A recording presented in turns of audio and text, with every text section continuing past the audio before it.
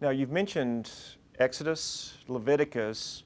Fill that out with Numbers and Deuteronomy. How do they fit into the story? Okay, well, you know, God's led them out of Egypt, okay, takes them to Mount Sinai, gives them the covenant, tells them how to build the tabernacle. Then Leviticus, how do you approach God in the tabernacle? Numbers is going to pick back up on the story and take them on up to the promised land. And God says, here's the promised land, go get it. And as you know, they send the spies into the land, and they come back and they're discouraged, and they say, you know, we really don't want it if we have to fight for it and work for it. We wish, they moan, we had died in the wilderness.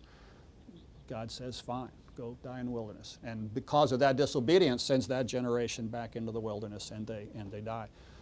And then with the next generation, God brings them back up to the edge of the promised land. Now, along the way in Numbers, he adds some more detail to his law. He's going to explain more how the Levites are to take down the tabernacle and move the tabernacle, and things about the Nazirite vow. He's going to add some additional stuff to Leviticus there in as you move through the Numbers story. But big picture is the story's moving along to get them to the edge of the promised land with Numbers. And what this does, it keeps you in this narrative context.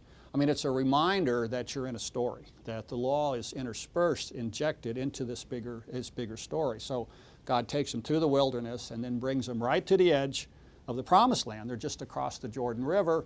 And God says, all right, guys, let's restate again. That's why Deuteronomy, the second giving of the law, it's not radically different, but it's a restating with more detail what they had done at Sinai. That's what the name Deuteronomy means, Deuteronomy, the second law. Right, the second giving of the law. And so really at that point, then very clearly God says these are the stipulations by which you can live in the land and be blessed. Now, he goes on in Deuteronomy, you get to 28, and he says, if you keep these commandments, then you're going to be blessed. Things are going to be good. It's going to rain, your crops are going to grow, all of your sheep are going to have gazillions of little baby sheep. I mean, everything is going to go perfect and be wonderful. You'll be blessed.